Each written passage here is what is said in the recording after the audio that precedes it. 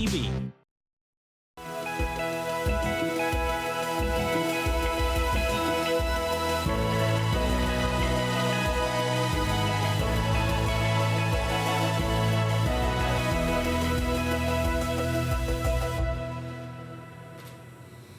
Welcome to An Hour to Give. I'm Sam Laprade. You're going to want to get out your hammer, maybe your nails, because you're going to want to hear all about this wonderful organization today that we're featuring, Habitat for Humanity, Greater Ottawa. And I'm so happy you're here, and I'm really happy our new guests are here. Of course, Sarah Cooper is here. Hi, Sarah. How are you? I'm great. How are you? Good. What's your role at Habitat? So I'm the CEO at Habitat for Humanity, Greater Ottawa. Amazing job. That is a big job, Yeah. And you need all the volunteer help you get. I do. We have an army that are incredible. 100%. And as the board chair, Wendy Grimshaw is here. Yes. Hi, Wendy. How are you? I'm great. Thanks for having us. Tell me a little bit about your involvement. So I've been on the board for 7 years and seen lots of change in that time. So it's great to be part of such an impactful organization. And I think a lot of people have heard about Habitat for Humanity, and I think, I could be wrong, people think it's in other places in the world, may not know it's right here in the capital. So give us that elevator pitch about Habitat. Sure. Yeah. So we are a federation and we work across Canada, but we also work globally. So yes, there are builds that are going on through Habitat International in countries all over the world. But here in Ottawa, our work is focused on our catchment area, which runs from around Chalk River over to Hawkesbury and down to Perth. And we're building homes right here for people who need them right here. Okay, when I hear building homes, it makes me very happy. And I think in the last 5 years, Wendy, when we hear that any building of homes is happening, it's exciting, but it's really exciting with Habitat for Humanity. I mean, absolutely. I mean, there's been a lot of homes built that are rental homes in the last little while. That's been helpful to creating a safe place for people to live, but it doesn't give them the stability in their lives. Rents go up, houses, rentals get sold, and people have to change schools. So building a home, having a home that you own in a neighborhood that you're committed to and invested in is a whole different thing. And so we're so happy that we're going to be launching some builds in the next little while in our community. It'll have a huge impact. A huge impact. A little secret, about 25 years ago, I helped with home near Bayshore. Okay, and every time I drive by it, I'm still a little bit proud. When I drive by, I think that's quite cool. I saw that when it was honestly just the ground, and to see it grow and to see the families enter those homes for the first time was very heartwarming. It's incredible. So talk about the investment that the families also make, because everybody pitches in. Sure. I mean, I think when people think about Habitat for Humanity, they think, oh, they're the charity that builds homes. And yes, we do a lot of that. But really, the magic is in the program that we offer. And so being able to provide low to moderate income families with affordable home ownership that we offer through our program. So there's no down payment with our program, as well as they're given a mortgage that is geared to 30% of their household income. They invest in us as well as us investing in them. And so they commit to 500 volunteer hours when they join our program. And they do those hours through our restores, which you'll hear about a little bit later. They do it on our build sites, and they volunteer in their communities as well. Wow. Yeah. How important is it? Because when I hear that, I actually hear the word dignity. Because they're allowed and they're encouraged to participate. Right. It's part. They're invested in it. There's a sense of pride, not just pride of ownership of the home, but what it's taken for them to get there in terms of they've invested their sweat equity, and then now they're paying a mortgage and they're building their credit. They're building equity. So there's a tremendous amount of pride, and I don't know in terms of the clients we serve. I think is it 1 in 4 is a single parent, and about half are newcomers to Canada, and many people rely on public transit. So all of that goes into the mix when we're thinking about who do we serve and how we can serve them better. It's incredible. So give me an example of we're going to meet a family a little bit later, which I'm so excited about, but give me an example of sort of the process from A to Z. Like, I just think about even land acquisition. That must be challenging. Yeah. Take me through the process. Yeah, so we rely heavily on land donations, and we've been very fortunate in our catchment area to receive many donations. And so once we receive that land, then it's into the pre-development, which can take some time. You know, we have to do all of the different processes that private developers have to do to ensure that the land is safe and ready and well serviced. And so we do all of that work.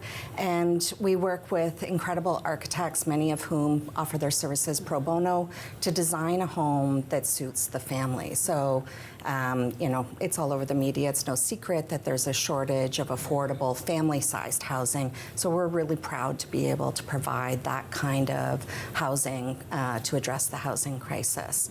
And so we design homes that are suitable for families, and then we engage a whole bunch of different people in that work. And so there are volunteers, there are obviously professionals and trades on our sites, and once the homes are built, meanwhile the families are earning their volunteer hours, and then they receive the keys to their home and they start their home ownership journey, and it's amazing.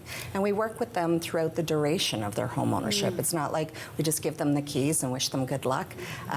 You know, if they need services throughout the duration of their mortgage, we're there to be able to provide connections to different social services. We provide financial counseling as well as home ownership training, all the things that we hope will set them up for success long term.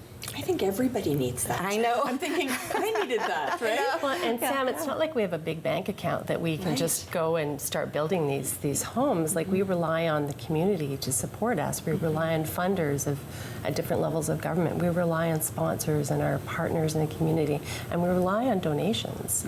That's kind of key to pulling together the money that's necessary to build these homes. And the homes that we build, you know, that dollar that you invest has an impact on the family as well as the community in terms of building a better situation for that family, but also a stronger and more resilient community. Well, I'm thinking about the fact you're not just impacting one generation, potentially 2 or 3 generations to come, pulling somebody potentially out of a poverty situation, providing them with stability. That impact goes a long way. No, 100%. I mean, there are a lot of incredible charities in our community that provide support in the areas of supportive housing or developing affordable rentals, but we are the only organization nationwide that's providing the option of affordable home ownership in the context of this housing crisis. And so we feel really passionately that that needs to remain an option for low to moderate income families who are working hard to advance themselves and their lives as well as their families.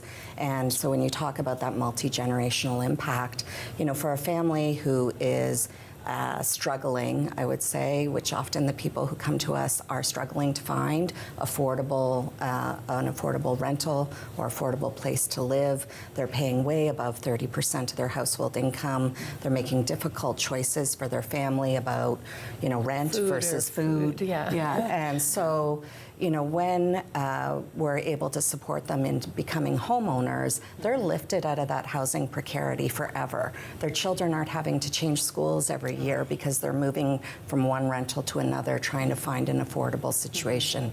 And that social net that children enjoy through school isn't, you know, ripped out from under them every year, having to start, rebuild. The parents aren't having to commute as far. They have more time to spend with their kids. They're able to start to build, you know, financial independence through equity in their home, save for their children's education. So that multi-generational impact is very real. It's amazing. I mean, there's a sense of relief when they get those keys. There's kind of like, we've made it. We've kind of gotten through that, all those barriers that were in the way to us creating a safe and affordable place to live, and you know, then there's hope. then you've got a predictable environment. You can start to make plans. You can plan for your kids to go to school. You can plan for your retirement because you're building equity in a home that you don't when you're renting. The kids can make friendships that they have a place to bring friends, put their stuff. You know, they're going to be in the same school, in the same neighborhood, and put down those roots. And one of the interesting things we've found is that our Habitat families, about half of them end up volunteering in the community because they've seen other people step up to help them, and they do the same thing after that because they know how impactful that is. So not only are you affecting that one family, but you're affecting the broader community. So you've got better neighborhoods, you've got more stable, you know, when you've got good neighbors, it makes a good neighborhood, right, for everyone. So you're really building a healthy and resilient community with a Habitat home. And then you multiply that by 35 homes or 100 homes, and just think of how different the city can be, like if you've got that environment versus, what is it now, 80% of people feel that they're going to have to rent. Like, so they will not own a home. Yeah, and so I that's think going to change things. I love that. I love that perspective. We have only a couple minutes left. It goes so fast. But I want to ask you, there's nothing that keeps an executive director and a board chair up at night more than funding.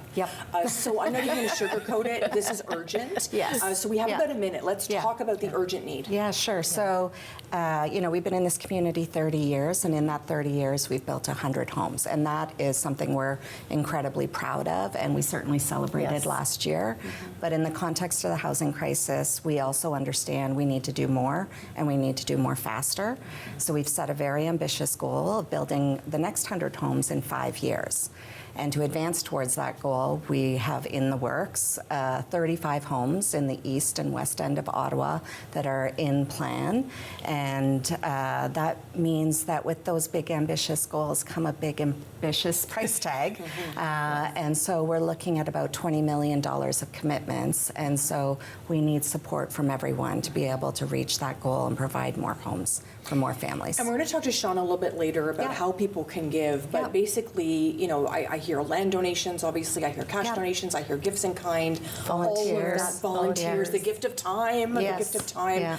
How proud are you to sit on this board? Look at the smile she just gave me. I mean, I've been on many boards, right? This one is just so near and dear to my heart.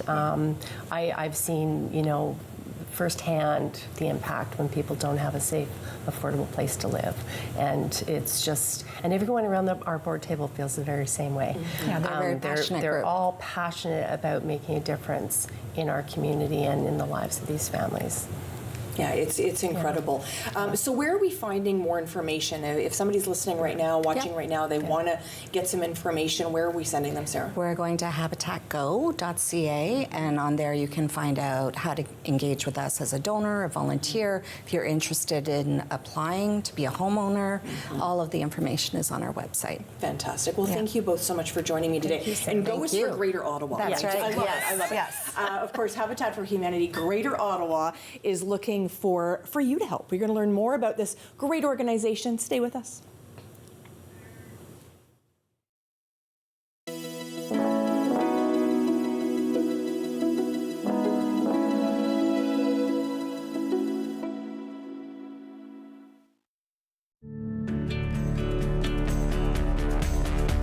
This program is brought to you by Rogers Xfinity, connecting you to more of what you love.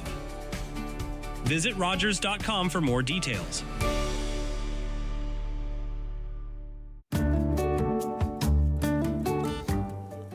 Welcome to Community News and Events on Rogers TV Channel 22. I'm Star Rahbar. The Ottawa Ski, Snowboard and Travel Show returns to Evi Center on October 18th and 19th. The show features over 100 exhibitors offering ski and snowboard equipment, outwear, accessories, and travel packages.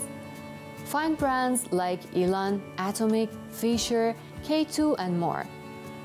Admission is free and parking is $10. Show hours on Saturday 9 a.m. to 5 p.m. and 10 to 4 on Sunday. To have your community news or events listed on our website, please go to rogerstv.com, click on events, and post your event. That's it.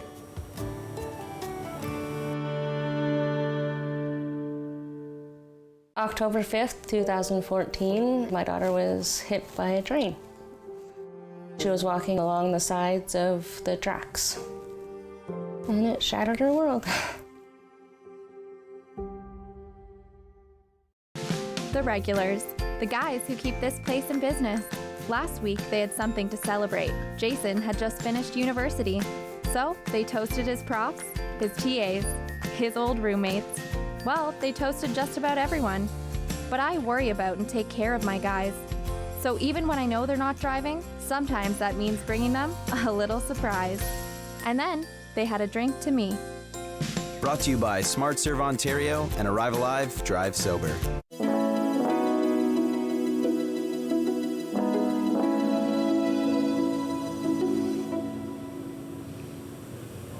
Well, we've already inspired you here on An Hour to Give, all about Habitat for Humanity Greater Ottawa, and the inspiration is going to continue. I'd like to welcome Mina Myron to the show and Patrick Barker. How are you two? Awesome. Thanks for having us. Fantastic. Yes, so, thank Mina, you. I understand you're a volunteer. Tell me what your job is. I am a long-time volunteer, probably 10 years plus.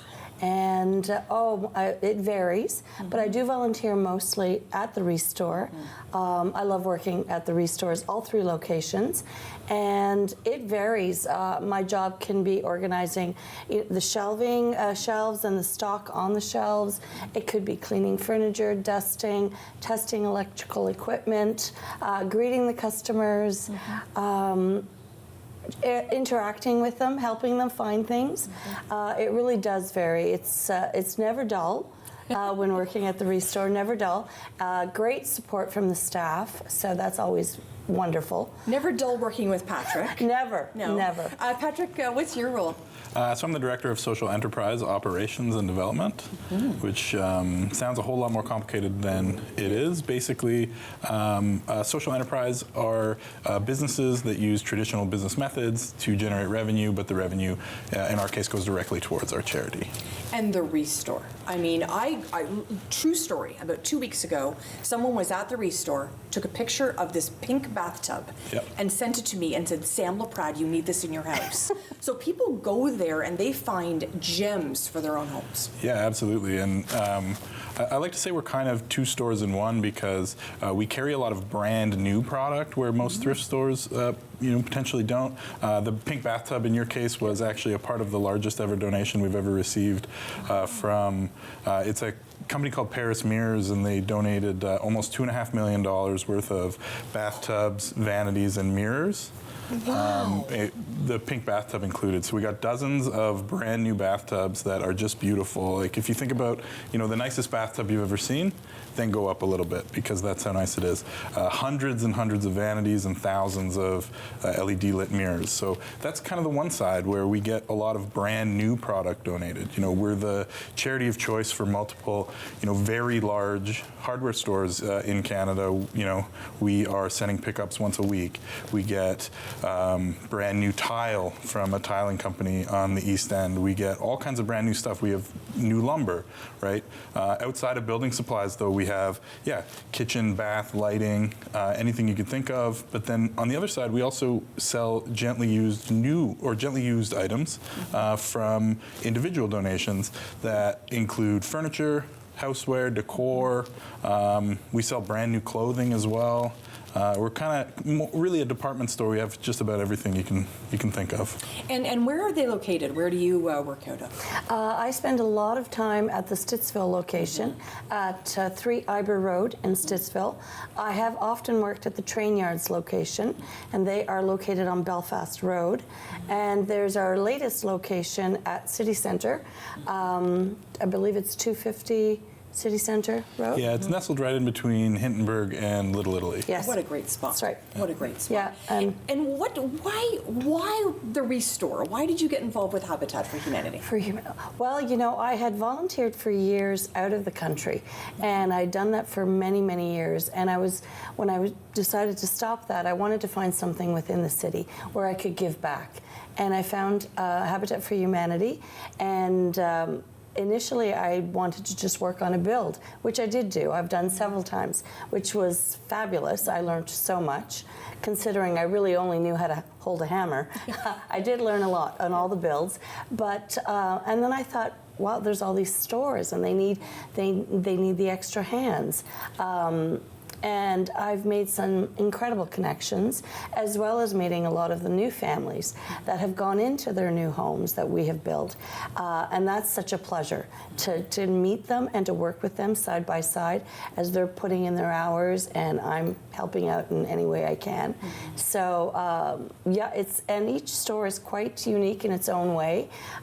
So it's always fun. It's interesting, it's fun, lots to do always. So it's been a great experience overall. What would you do without volunteers, Patrick? Because it looks like a really big job. Yeah, I say that, as an organization, I doubt we would be able to exist without our volunteers. Like, they're that important. They're truly the lifeblood of our entire organization. And usually, anytime I have a chance to speak and somebody puts a microphone on me, I will take a minute and just say thank you, to all the volunteers out there, the ones that are watching this, the ones that, obviously Mina's here today, but anybody else, I'll just say thank you so much, because we really can't do it without them. So are we looking for new volunteers? All the time, yeah. Volunteering is, one of the, biggest ways that you can get involved with the Restore. We're always looking for more, like Mina's saying, there's always stuff to do. We're always busy. So yeah, always.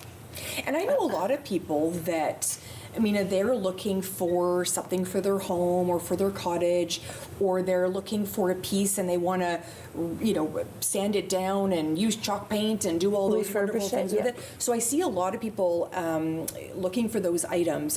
They're heading your way, right? They definitely are. They definitely are. And like you said, whether it's for the cottage or your home, if you need new cupboard doors or a new sink, it's a vast area. You can find pretty much anything.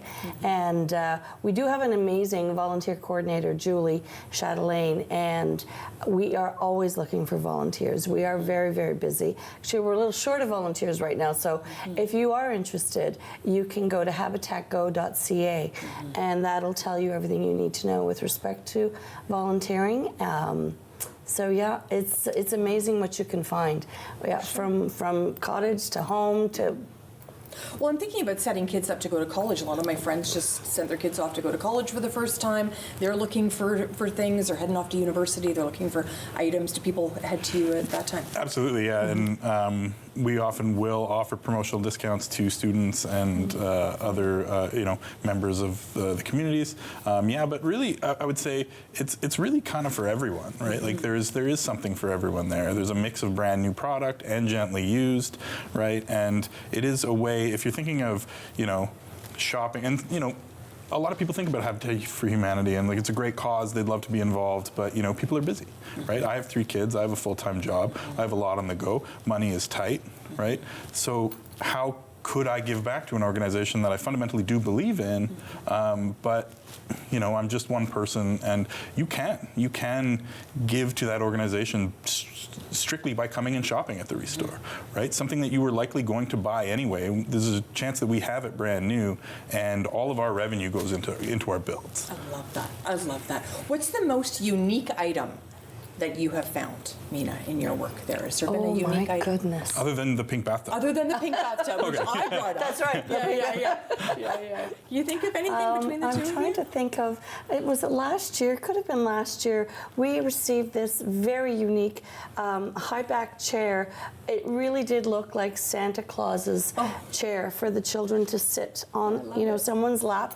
It was wild, beautiful, unique, all of the above. Yeah, it was quite interesting. It did sell, so that was kind of fun to see. I'd like to see the home it went into, but. And people are looking to donate all the time items, correct? So, yeah. So what's that process like? So it's pretty simple. We have a list of items on our website that we accept and we don't accept. Mostly, we accept just about everything. The list of what we don't accept is actually quite small.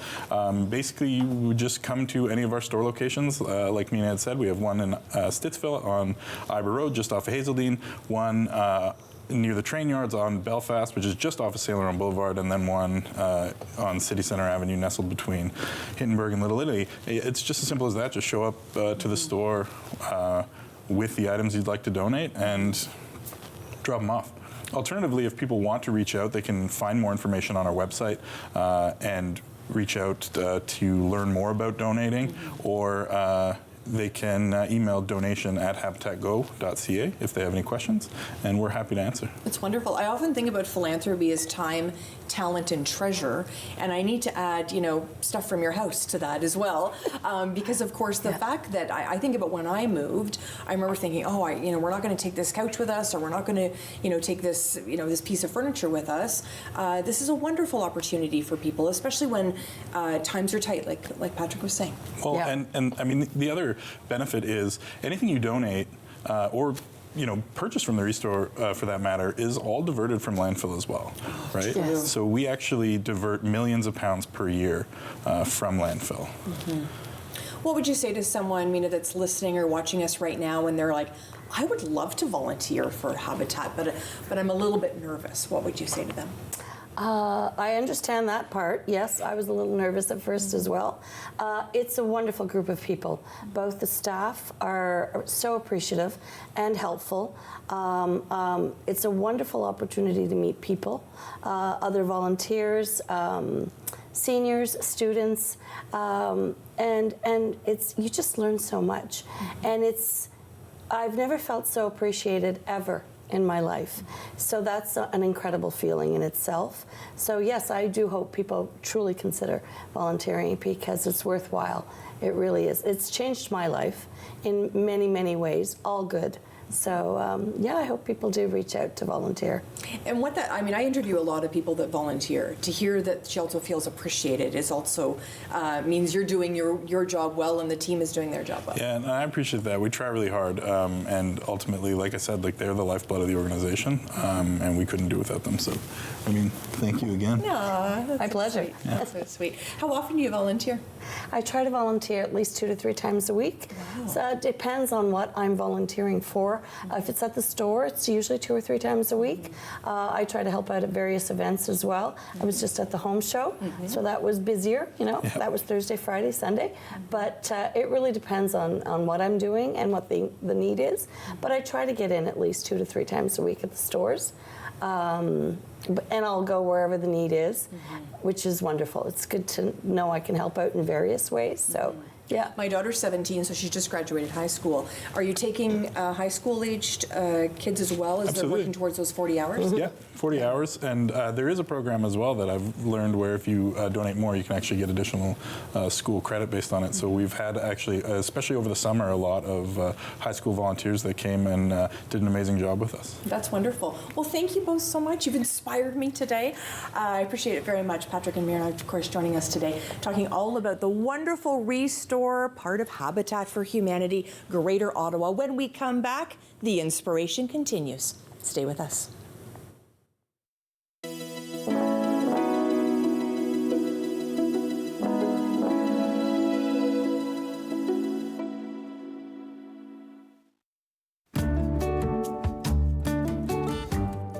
Welcome to Community News and Events on Rogers TV, Channel 22.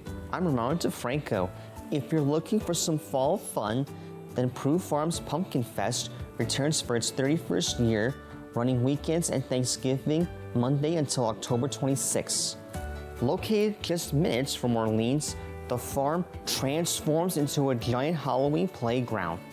Families can enjoy face painting, hay structures, tree houses with slides, corn mazes, wagon rides through a mysterious forest, a petting zoo, and inflatable play zones.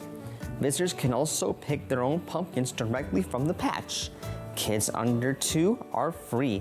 Visit pruefarm.com for details. To have your community news or events listed on our website, please go to rogerstv.com, click on events, and post your event. That's it. Everybody knows not to drink and drive, but some people still think it's okay to take drugs and drive. Police have the authority, the ability, and the tools to determine if drivers are impaired by legal or illegal drugs. And because drug-impaired drivers can pose just as great a risk as drunk drivers, they face the same penalties, like the loss of their driver's license, a criminal record, fines, and more. A message from the RCMP, the Canadian Association of Chiefs of Police, and Arrive Alive, Drive Sober. Hello, I'm Liz Dowdswell, Lieutenant Governor of Ontario. In 2008, carbon monoxide, a deadly invisible gas, killed an entire family in our province. That tragedy led to a new law requiring homes with potential CO sources to have alarms. John Gignac's family members passed away that day, and he shares his story to save others. Please make sure you have working CO alarms in your home. Protect your family today.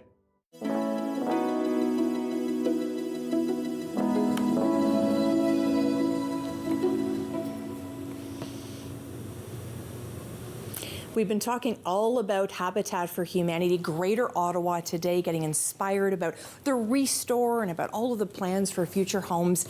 And now we get to meet two homeowners, and I'm so excited to welcome to the show Rebecca Panter and Ellen Cave. Hello to you both. Hello. Thank you so much, Rebecca. Tell me when you first moved into your new home. My son and I moved into our Habitat home in 2019, May. In May of 2019. Can you believe you've been there for over 6 years? No, I can't. I actually caught myself the other day thinking, okay, how long has it been since we've been here? 6 years, I'm shocked by that. The time has flown. Time has flown. So tell me a little bit about the process and how you became involved with Habitat. Okay, well, there was an application process. I actually didn't know much about Habitat.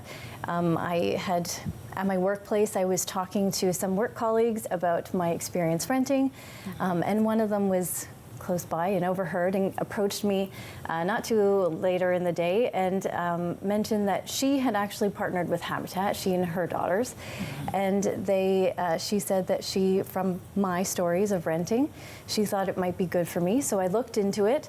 The application process, I submitted the application, waited to hear back, and we were approved for partnering with Habitat. Habitat very quickly got me set up with some volunteers who supported me through the process of volunteering and making sure that I completed my hours. Those two people were volunteers, and they were really my cheerleaders. You know, during that process, we had meetings. They would provide me with opportunities, make suggestions on how I could complete my hours. They kept me as the point of contact with Habitat for Humanity, and they would send me emails periodically and say, you're 66% of the way, or you're getting close, 75%. And then once the hours were completed, I should actually mention about the hours actually. So myself as a single parent, at the time I completed, I believe it was 350 volunteer hours, and I completed them, a lot of them at the Restore. I completed them on a build site. My build site, actually, I contributed to my own home, which is incredible, and I look around my home all the time and I think, I did that.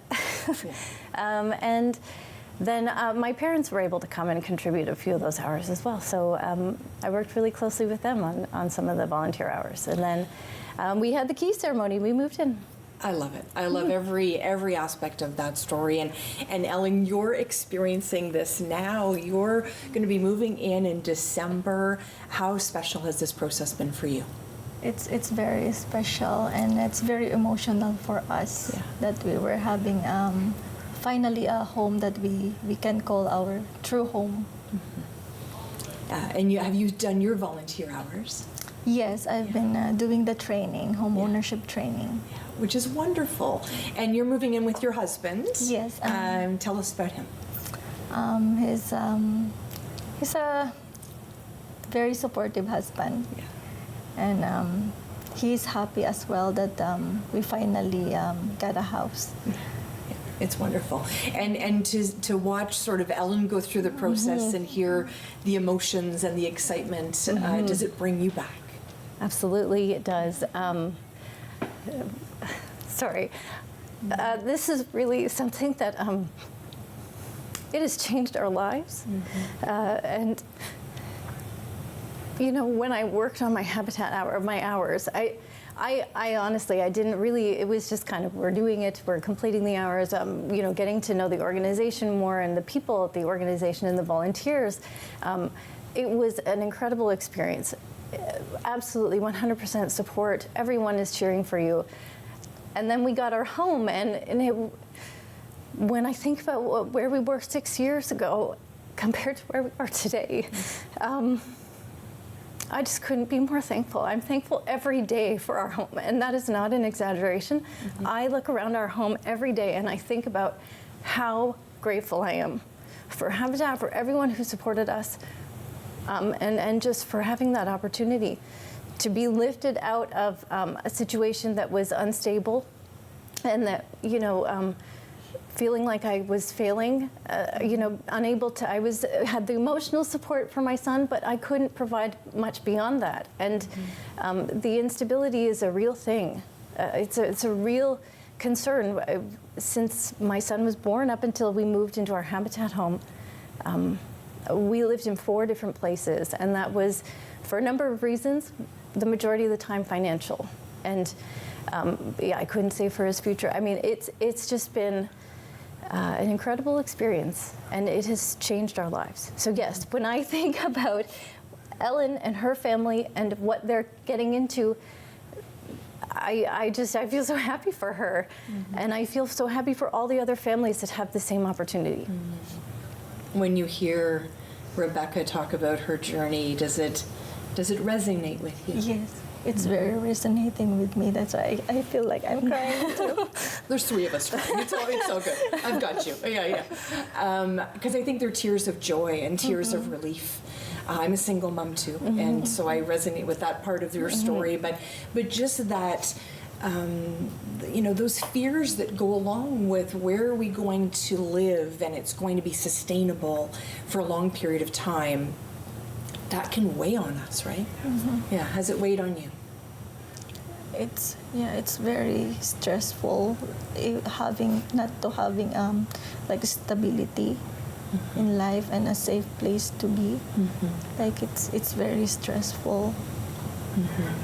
And I think, you know, when we think about all of the headlines, I mean, you must see them, and, you know, you both must see them on a daily basis. Affordable housing crunch, the ability to build homes in the community as fast as we need them, and then to know that you have found, and you both use the word safe and comfortable, and you know, this is a place where you can lay your head down at night and not be fearful. Absolutely. You know, it's more than a home, right? Oh, it's everything. It's everything. I think anybody, anywhere can agree that regardless of our differences, we all want security, we all want safety, and especially if you have children, that's all you hope for them. You want to be able to give them those things. Health, safety, that's the very basic, and we can all agree that that is, everyone feels that. And when you can't really provide that, like, that is a concern. That is a real thing that keeps me, it kept me up at night. And I think that when we moved into our Habitat home, I didn't realize how much that fear and that worry occupied space in my brain. I really don't. But when we finally had that stability, and when we were settled in our home, and I knew that we could count on it to be our home, and I wouldn't have to worry about finding a new place and uprooting my son again, and the financial insecurity. When I knew that I didn't have to worry about that, I had the freedom to think about other things. I was able to take on more responsibilities at work. I was able to give more to my son. I was able to enroll him in extracurricular activities for the first time, allowing him to make connections within our community. I've had 2 promotions at work since then. Like, that is something that absolutely I did not have the space for before, because of, it is something that you don't realize how unsettled you are until you find that place where you can settle, and then you take that huge sigh of relief and you think, oh wow, okay, this is what it feels like to feel secure and safe. I didn't know what that felt like before. And that's not bricks and mortar.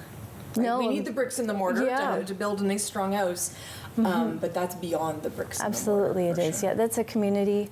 Those are people. That's knowing that my son has, that I can invest in my son's future, saving money for his education, whatever he wants to do after he finishes high school. I couldn't give that to him before, and I can now, and that's everything. And knowing that we're building memories in our home. We're celebrating holidays in our home. I'm bringing my family over to my home, to our home, to celebrate holidays. And it's going to be a place that when my son moves out, he can always come back to. It's everything. Have you allowed yourself, Ellen, to think about getting those keys in your hand? Have you allowed yourself to dream that dream? Yes, it's always been a dream to having a home, and it's a dream come true. Yeah. And that key ceremony must be very special, Rebecca. Yes. Share with Ellen a little bit about what yours was like. Okay, well, my family lives out of town, and they came. For the day they came, my son was there, and it was a big celebration. Now, I should say it was during COVID, so that was a bit challenging. Or no, sorry, it was before COVID. I apologize. So we came out of school. Things happened after COVID that were challenging, but I had my best friend, so I grew up outside of Ottawa. My best friend now lives in Ottawa as well, and I've known her since I was 5 years old, and she took her kids out of school that day, and they came to celebrate us and celebrate with us, and it was like you said, it was a dream come true. It was something I never really actually gave myself the space to dream about, because it just felt so out of reach before. And yeah, it was amazing. A celebratory day. What would you say, Ellen, to everyone that's working towards getting your home built right now, the volunteers, the sponsors, the team? What would you say to them? We are so grateful. Like we are beyond grateful for the Habitat team. They were very supportive, and to put that work and effort for us to have like a safe place to be. We are so grateful for them. It's wonderful. And I love seeing families become part of the Habitat family. We only have about 30 seconds, but does it feel like a Habitat family to you? Yes, yeah. I'm still in touch with, some people have changed positions, but I'm still in touch with the people that I got to know when I first partnered with Habitat. I still go to the Steel Toes and Stilettos Gala, and I volunteer there when I can, and I'll be there this year. It's coming up soon. Yes. And it's absolutely a family. And the volunteers, volunteers that I met 6 years ago, 7 years ago, are still there. Amazing. Like that says something about how people feel about what they are, how they're contributing, and how meaningful it is to them. Beautifully said. Thank you both for sharing your story. I really do appreciate it very much, Ellen and Rebecca, sharing their story today about Habitat for Humanity, Greater Ottawa. When we come back, Shauna and Hugh are going to be here. You don't want to miss it. Come on back on An Hour to Give.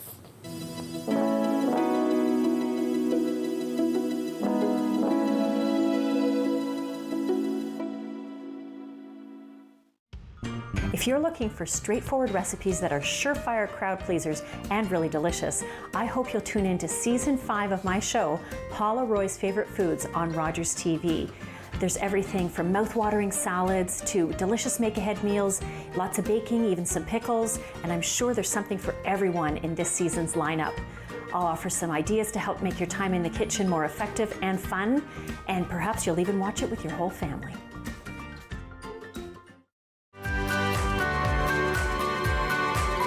Join me, holistic chef Daniela Croco, for Season 4 of Simply Cooking by Chef, right here on Rogers TV.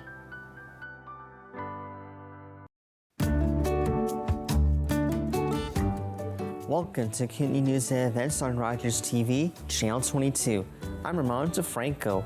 Blissful Garden Bouquets in Ottawa spreads kindness through flowers, creating fresh, seasonal bouquets for seniors, hospice patients, and vulnerable individuals. This registered charity has distributed over 1,500 bouquets assembled by dedicated volunteers Partnering with 9 local care facilities, including Briere Hospital and Carlton Lodge, they bring joy and human connection to recipients. More than flowers, each arrangement fosters hope and community spirit. Find out how you can support this caring group by visiting blissfulgardenbouquets.org.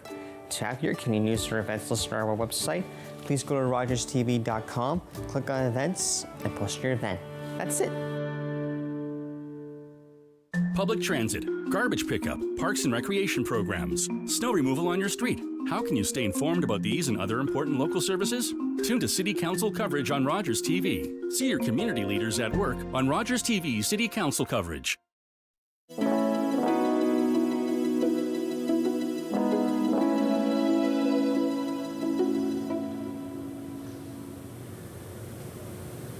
Well, today is all about Habitat for Humanity Greater Ottawa. I'm Sam Laprade, and of course, this is An Hour to Give. And I'm so excited to welcome two of my friends. Shauna Blanchard's joining us, of course, and Hugh Gorman. Hello to you both. Hello, Sam. Okay, so Hugh Gorman, you're everywhere.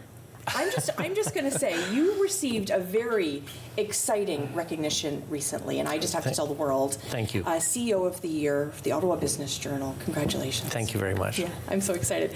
But you're here today for other reasons. Much more important reason. Oh, you're very sweet. So tell us about your company. Tell us about Colonnade. Colonnade Bridgeport is a real estate services and investment company based here in Ottawa, and we're also a developer. And we predominantly develop multifamily housing in the city of Ottawa. Our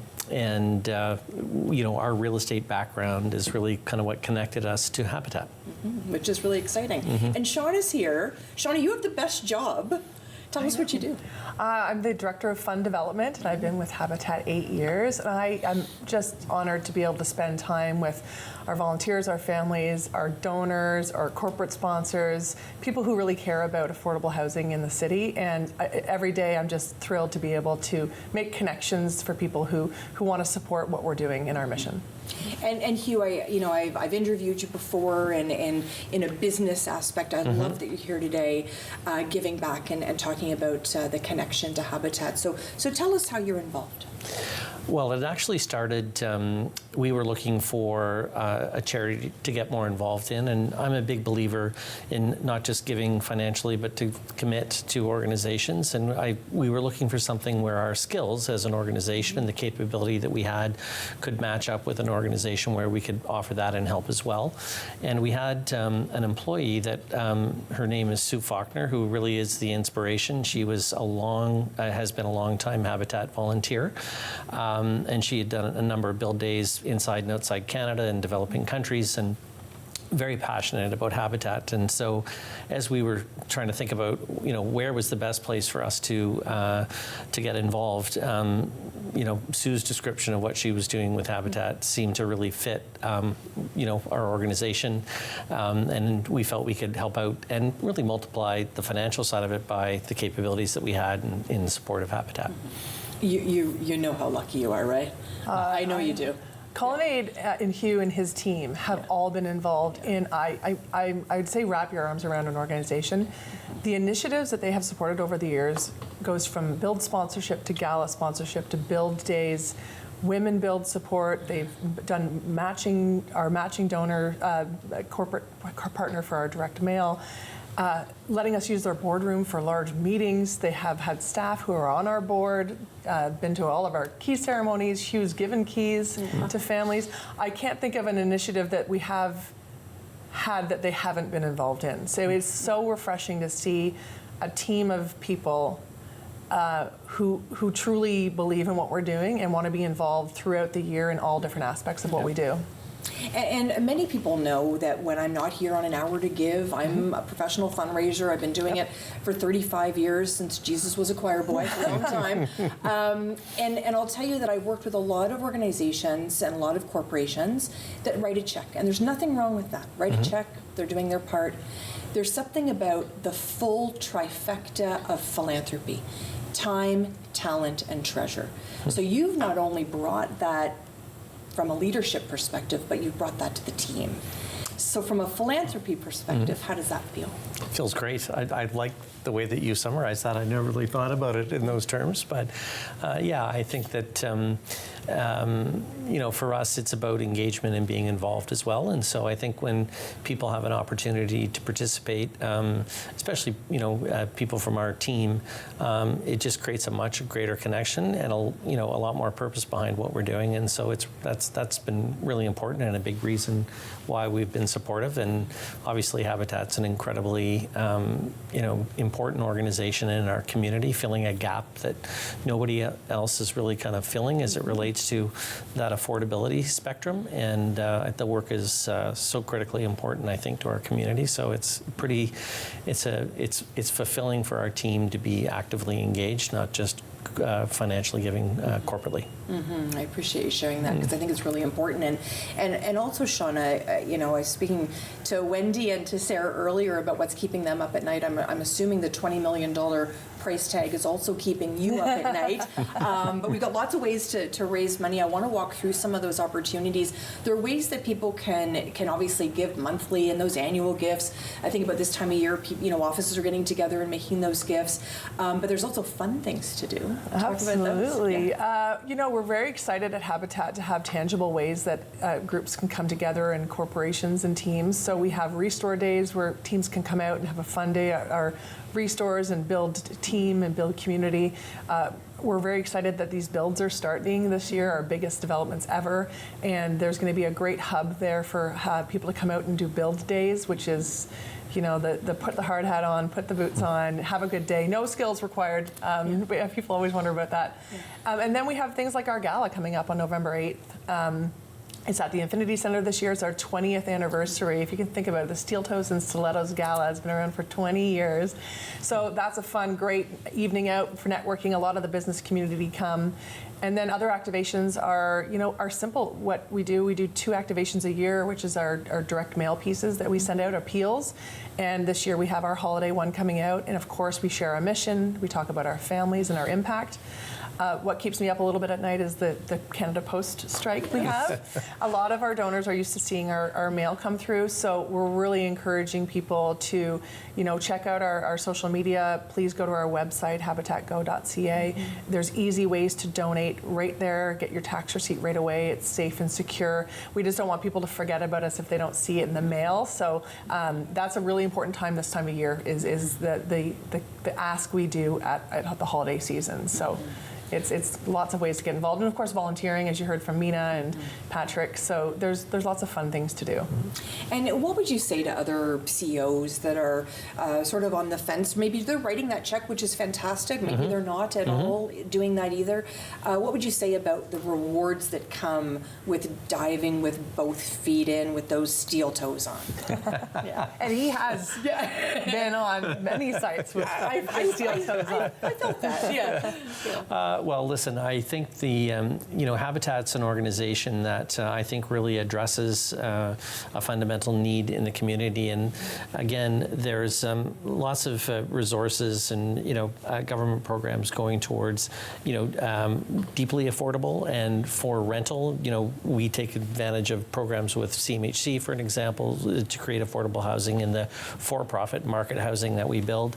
But there's nobody that really is focused on families and creating homes for families to own and giving those families an opportunity not just to create memories and stability and all the things that come along with it, but also creating an opportunity for them financially to participate in the housing market and kind of take that next step in terms of financial independence as well. And so I would say, to other CEOs, there's no better organization in terms of their connection to you as a business, their engagement with your employees and really making your employees part of what's happening. And I was saying earlier, the purpose that our team gets from engaging in all the things that Shauna just described is like nothing I've ever experienced personally, and I think for many of our team. And so there's so many of those opportunities that if you want to engage with employees and have them participate in giving back to the community, I don't think there's a better organization than Habitat to make that happen.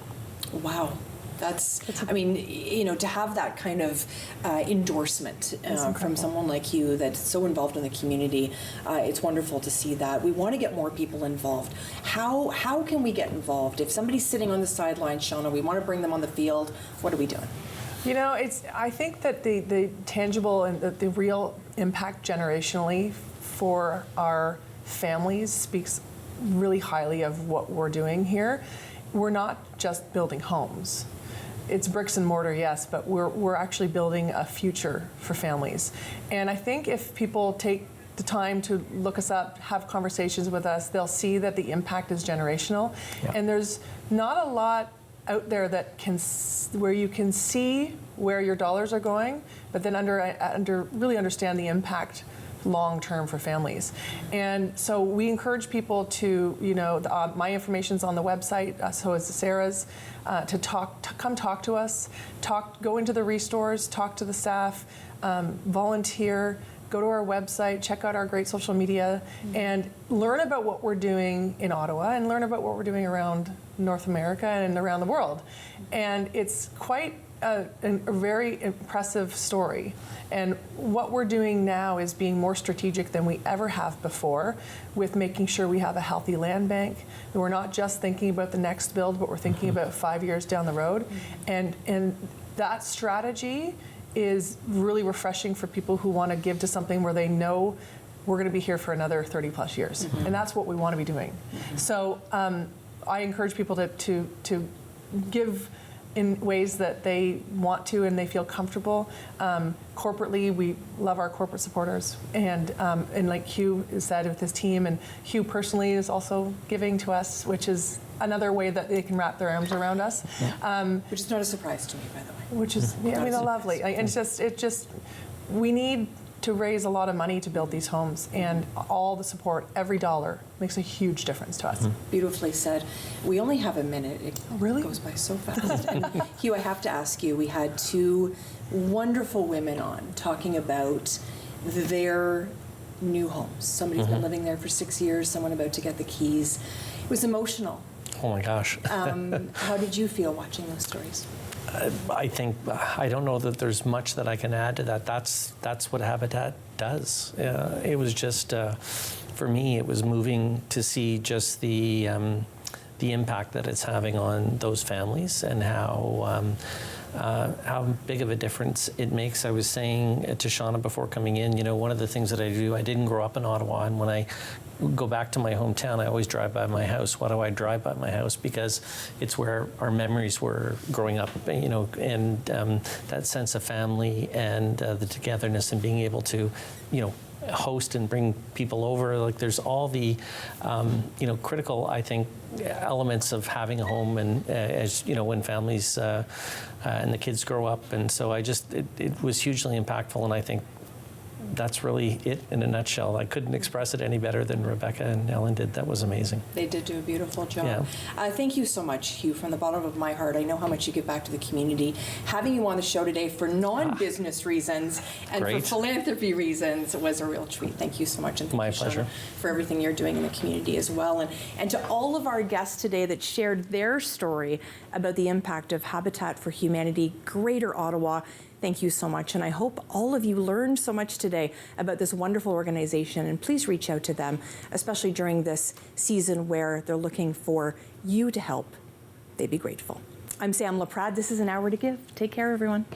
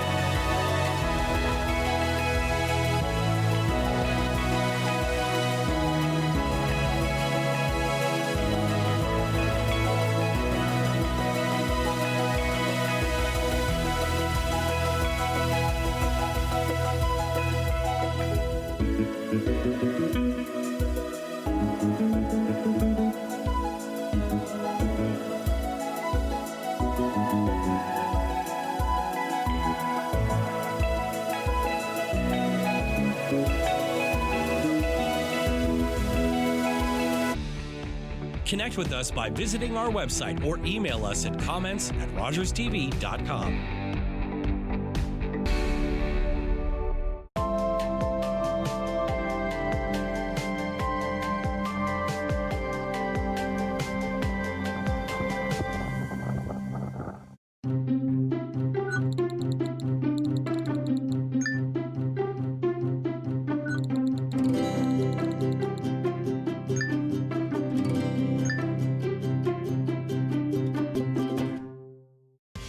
I'm Wendell Clark with a word about winning. We all know it takes a team effort in any sport and with any challenge. You can be a part of the winning team that shuts out impaired driving. Whether you're out on the town or just hanging out with friends, drink responsibly. Always have a plan for a safe ride home for yourself, your family, and your friends. You'll be helping to shut out impaired driving.